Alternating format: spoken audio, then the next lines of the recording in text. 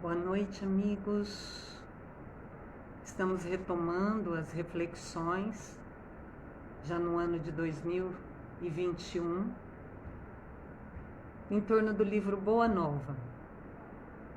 E nós, da última vez, que foi em meados de dezembro, estávamos falando do contexto em que a oração dominical, o conhecido como Pai Nosso, foi trazido para nós, os bastidores que levaram a que Jesus nos ensinasse e nos desse um parâmetro de como orar para Deus. E nós vamos retomar a partir de uma explicação que Jesus deu a Simão Pedro, quando ele encaminhou como é que deveria se orar. Então Jesus fala que a oração, ela deve ser feita no segredo das mais íntimas aspirações.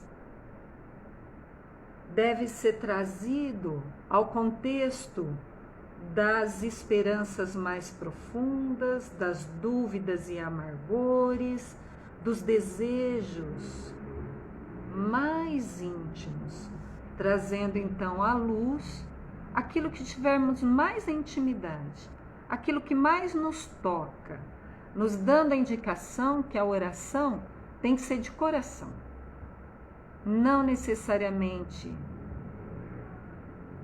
decorada, nem bela, nem com muitas palavras, até pode ser dessa forma, mas desde que o ingrediente principal seja a vinculação do coração. No segredo das íntimas inspirações, anelos, esperanças, dúvidas e amargores. Realizar essa comunhão que é incessante. Quer dizer, Jesus está nos falando aqui que não precisa ajoelhar, que não precisa estar num lugar especial. Pode-se estar num diálogo com o Mestre Jesus, ou diretamente com Deus. A gente usa o Mestre Jesus como ponte para Deus, para as hierarquias superiores, para as forças superiores da vida, ou seja, para a fonte de onde nós tivemos origem. E que isso é incessante, porque nós podemos nos afastar de Deus, mas Ele nunca se desliga de nós. Então é uma ilusão que nós achamos estar afastado. Então muitas vezes a gente precisa, por falta de consciência, se ajoelhar, estar num lugar especial. Mas isso não se requer. O que se requer é no segredo das íntimas aspirações. E aí então se faz as confidências.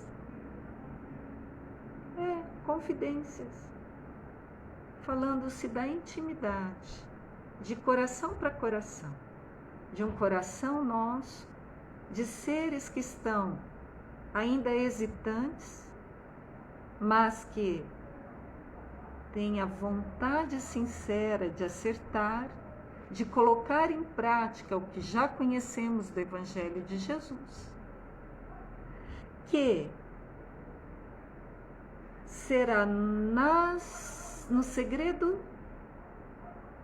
as aspirações relatadas, não precisa nem ser verbalizada por voz alta, pode ser por pensamento, porque Deus é Espírito, é amor, é energia, então não é necessário a energia vibratória, mas se temos dificuldade de fazer em silêncio, então que se fale em voz alta, para que essa energia sonora também consiga nos vincular, estabelecer um elemento natural de confidência com o superior da vida, de uma forma mais aproximada do natural, do constante, porque é o meio mais seguro de intercâmbio com Deus, de comunhão, de estabelecer laços com o superior.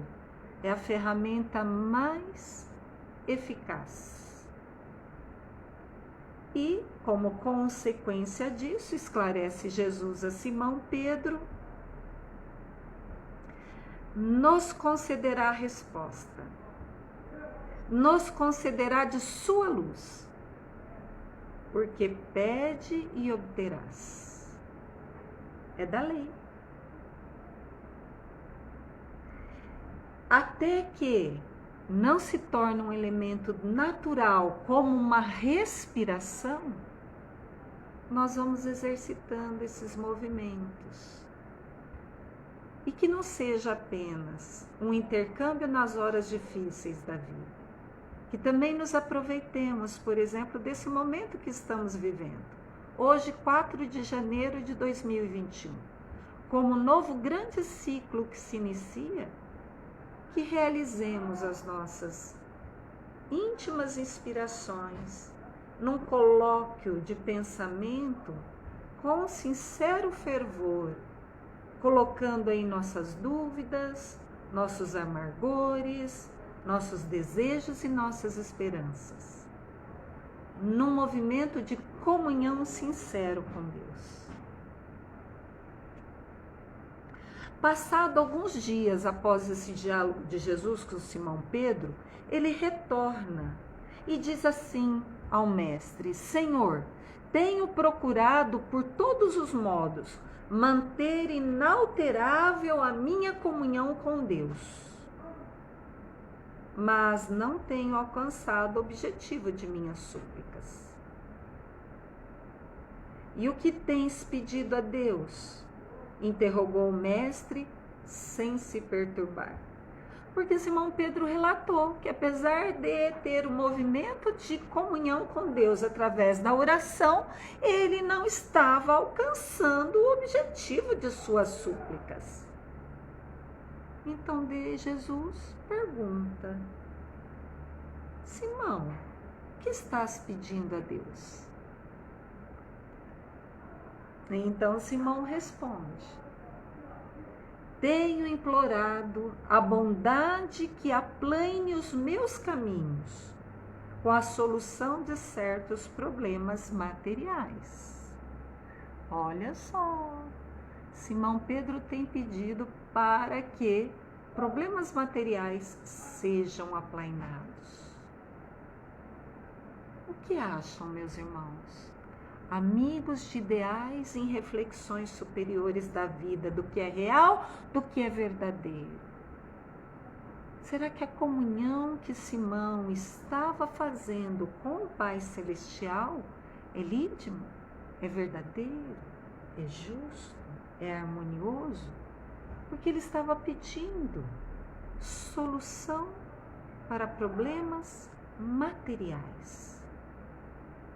Relação à falta, escassez de trabalho, relação à escassez de dinheiro, relação a problemas de saúde física, relação aos grandes esforços empenhados para a manutenção do que é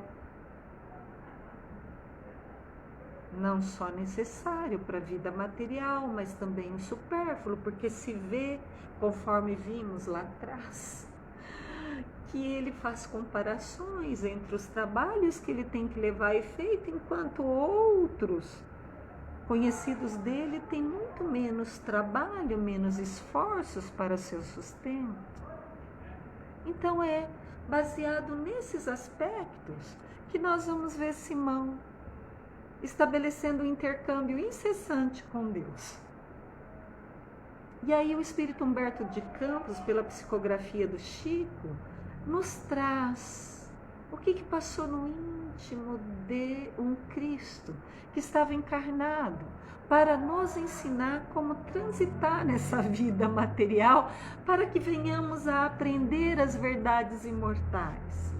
E então relata Humberto de Campos que Jesus contemplou longamente o discípulo, como se examinasse a fragilidade dos elementos intelectuais de que podia dispor para a realização da obra evangélica. Contudo, evidenciando mais uma vez seu profundo amor e boa vontade, esclareceu com brandura e convicção, antes do esclarecimento de Jesus, a respeito do encaminhamento de Simão, que ele pedia para que as coisas materiais se resolvessem. Jesus, então, no íntimo dele, avalia a fragilidade dos elementos intelectuais. Não é só elementos intelectuais no que se refere a problemas de escola, do português, matemática, mas a fragilidade intelectual do desconhecimento de leis que nos regem. E que não é leis que rege apenas a matéria, porque tem leis espirituais. Por exemplo, a lei da gravidade é uma lei que rege a matéria, mas existem leis espirituais que regem a nossa eternidade. Então, Simão Pedro poderia conhecer até, como alguns são catedráticos de escolas na terra, e conhecer as leis materiais que regem o orbe, que regem a nossa vida material na terra. Mas e as leis espirituais? É isso que Jesus está falando quando fala da fragilidade dos elementos intelectuais. Porque Simão Pedro pedia para que os recursos viessem do ponto de vista material, pedia para que a pesca fosse abundante, pedia para que sua esposa não tivesse que trabalhar tanto. Tem uma noção que é a conversa anterior com que teve Simão Pedro a partir do encaminhamento da sua sogra, que estava ali exacerbada, com tantas atribulações, para sustentar tanta gente no círculo familiar que Simão Pedro estava inserida, da esposa, dos filhos, e ainda mais com o evangelho nascente, recebendo pessoas ali na sua casa para os primeiros cultos do evangelho do lar. Essa preocupação material, de escassez, de que se faltaria. Vamos aos esclarecimentos do Mestre Jesus para Pedro, porque é bem para nós, dizendo de que como estamos encaminhando nossas orações.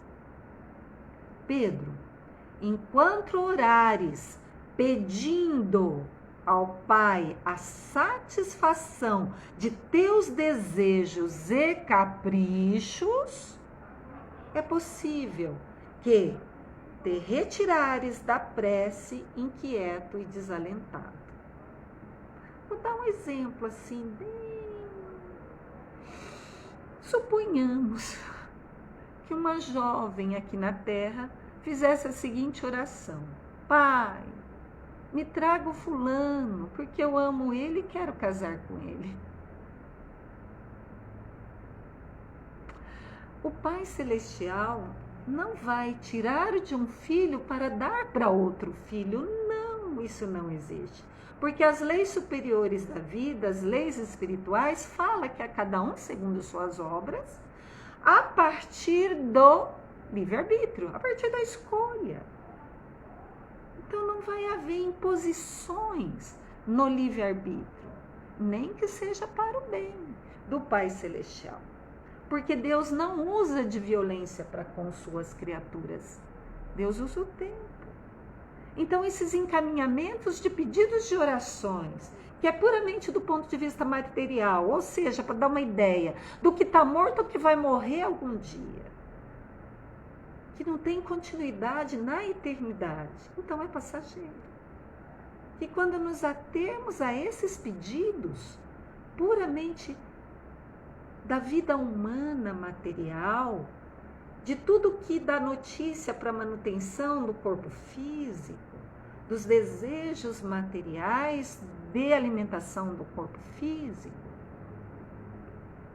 enquanto estiveres pedindo isso, Jesus falou para Pedro e fala então para nós. Pode ser que a gente saia dessa oração desalentados e inquietos. Mas, sempre que solicitares as bênçãos de Deus, a fim de compreender a sua vontade. Então, vou usar aquele exemplo bobinho que eu dei. Se aquela moça casadoira rogasse assim para o pai: Senhor, tenho a vontade de me unir em matrimônio com aquele ser, mas, Senhor, me submeto à sua vontade. Quero compreender os seus desígnios. Eu quero acatar a sua vontade, porque a sua vontade é superior à minha em relação ao que é real, ao que é verdadeiro. Olha a diferença entre a solicitação para conquistar bens materiais, para conquistar valores da matéria, a que Simão estava se atendo nas suas orações, para o que é a oração de comunhão com Deus. Traduzindo, comunhão com Deus é pedir compreensão dos desígnios, das vontades superiores, das leis espirituais que nos regem. É compreender essas leis. E tudo que nós pedimos, meus amores, é dado. A fim de compreendermos a vontade justa e sábia. Então, a oração trará bens divinos do consolo e da paz. Deu uma noção do que é uma oração, que muitas vezes nós fazemos e, portanto, estamos orando inadequadamente, equivocadamente. A prece para as coisas materiais nos dão inquietação, desalento. A prece pedindo a compreensão das leis maiores e da vontade do Pai nos traz consolo e nos traz paz. Deu uma noção do que o Cristo Jesus está nos ensinando?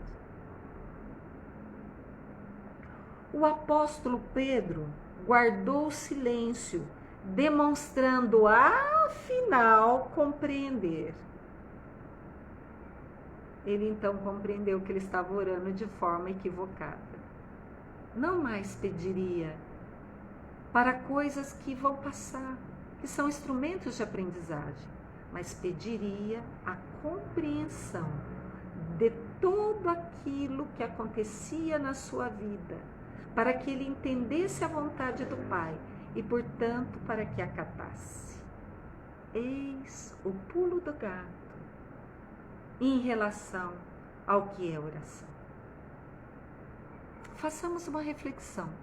Se nossas orações estão baseadas numa mentalidade errônea, egóica, material, imediatista, ou se nossas orações estão nesse nível de intercâmbio, no segredo das nossas confidências, que vão nos atenuar dos cansaços do mundo, no pedido, na solicitação de compreensão das leis maiores que regem, portanto, da vontade de Deus, nosso Pai, para conosco.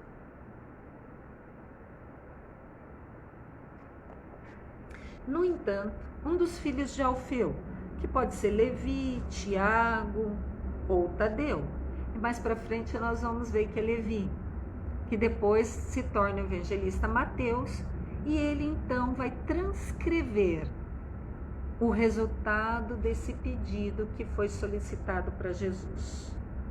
Reconhecendo que o assunto era sobremaneira de importância para a comunidade ali nascente, pediu para Jesus: Senhor, ensina-nos a orar. E é então que naquele círculo restrito dos discípulos ainda, mas que permanece até hoje conosco, foi proferida pela primeira vez, dos lábios sublimes de um Cristo que tomou um corpo de carne para nos ajudar nesse intercâmbio de comunhão com Deus, que já é incessante, porque o Pai não se desliga de nós. Então, incessantemente nós estamos conectados a Ele. Mas quando nos dispomos a fazer uma conexão consciente, ela se torna uma comunhão, um intercâmbio no segredo dos nossos corações. E aí nós seremos atendidos, porque como a gente pediu conscientemente, nós receberemos, teremos olhos de ver. E foi então que o Messias pronunciou a oração que legaria a humanidade da terra, dizendo o seguinte: elevando-se em espírito magnânimo ao Pai Celestial e colocando seu amor acima de todas as coisas. E aí então ele já explicou: o Pai Nosso que estás nos céus. O que significa isso? Quando oramos Pai Nosso que estás nos céus, é porque nós devemos nos elevar, nos aproximar em patamar mais elevado do Espírito amoroso do Pai Celestial, colocando o seu amor acima dos nossos desejos, puramente material. Então é um reconhecimento que o Pai sabe, mas nem por isso eu não vou pedir, mas pedir sem equívocos, sem laivos de ilusão de sonhos. Então, ao nos elevar em espírito para atingir o espírito magnânimo do Pai, é que nós devemos proferir: Pai Nosso que estais nos céus, santificado seja o vosso nome, reconhecendo, reverenciando que estamos acessando leis superiores que muitas vezes nem entendemos, mas que somos atendidos porque estamos nos remetendo com sinceridade.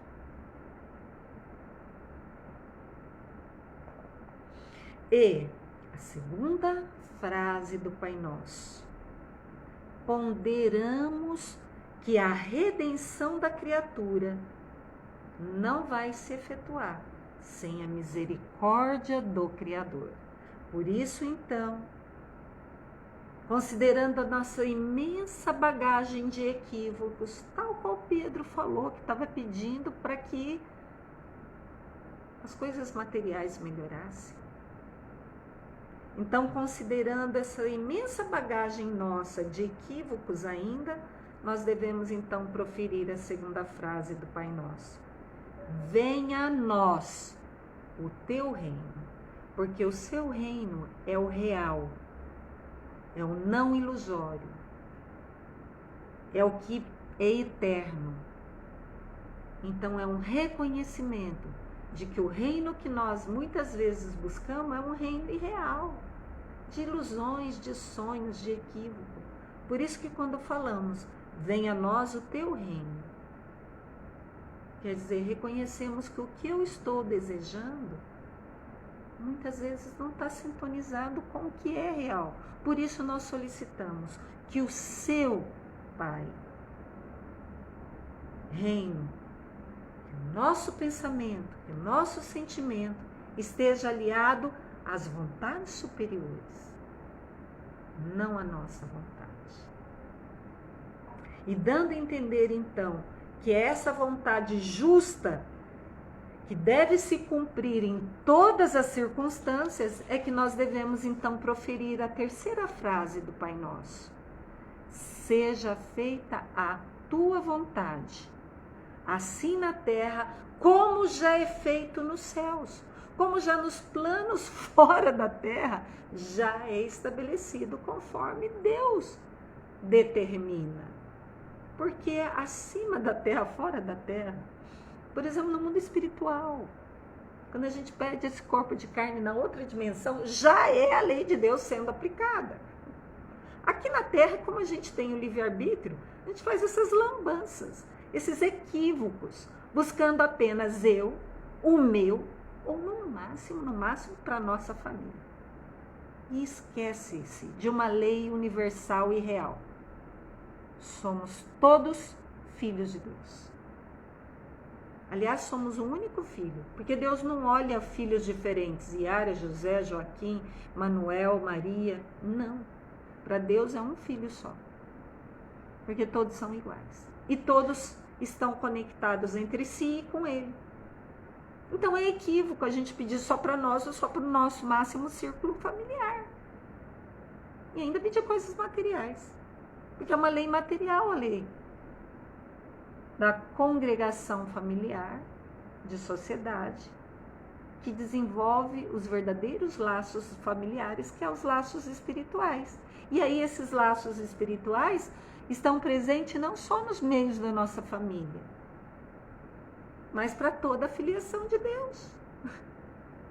Deu uma ideia? E a quarta frase do Pai Nosso nos esclarece de todas as possibilidades que nós temos de saúde, trabalho, de experiência, chega invariavelmente para o homem de uma fonte sagrada da proteção divina. Não vem de nós. Nós temos grande poder. Cristo falou, vós sois deuses, vós podem fazer isso que eu faço e muito mais. Mas o poder não vem da gente. A origem do que usamos para criar, não é nosso, vem do Pai Celestial. Portanto, o pão nosso de cada dia dai-nos hoje. Não vem de nós. Dai-nos, Pai. Vem de Ti. Temos grande poder. Temos grande força. Mas esse poder não vem de nós. Vem de uma fonte, da qual nós utilizamos para operar, para criar. Ou criar frutos de ilusão, ou criar frutos de realidade. Que traz paz, que traz entendimento, que traz o dessedentário matar a fome não só nossa, mas dos que estão ombreando a existência conosco.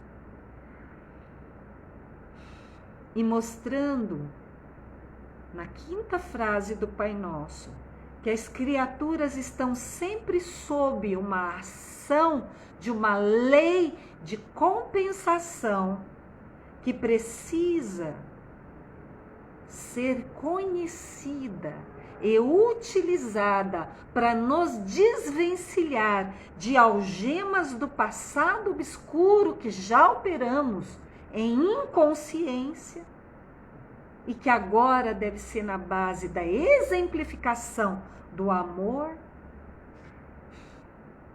é que vem essa quinta frase, que é o que nos vai desvencilhar dessas sansarras de encarna, desencarna, encarna, desencarna, encarna, desencarna, paga karmas. Não. O que vai romper esse ciclo? Está na prece. Pai, perdoa-nos as nossas dívidas, o que já operamos na inconsciência, o que já trazemos para nós como marcas mentais e, portanto, que se apresenta dia a dia nas nossas vidas, como dificuldades. Perdoa-nos. À medida que perdoarmos os nossos devedores. Então veja que é necessário que nós, o nosso movimento interno de perdão é que vai nos livrar, vai cortar esse círculo vicioso das incidentes, reincidentes, escândalos que a gente tem recebido nas nossas vidas.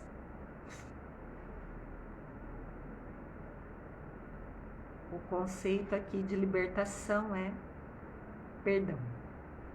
E só seremos perdoados dessas nossas nódulas passados, que já operamos na inconsciência e que hoje estamos recebendo, e que já não queremos mais, porque já estamos aqui numa reflexão em torno do Evangelho, em torno da prece dominical.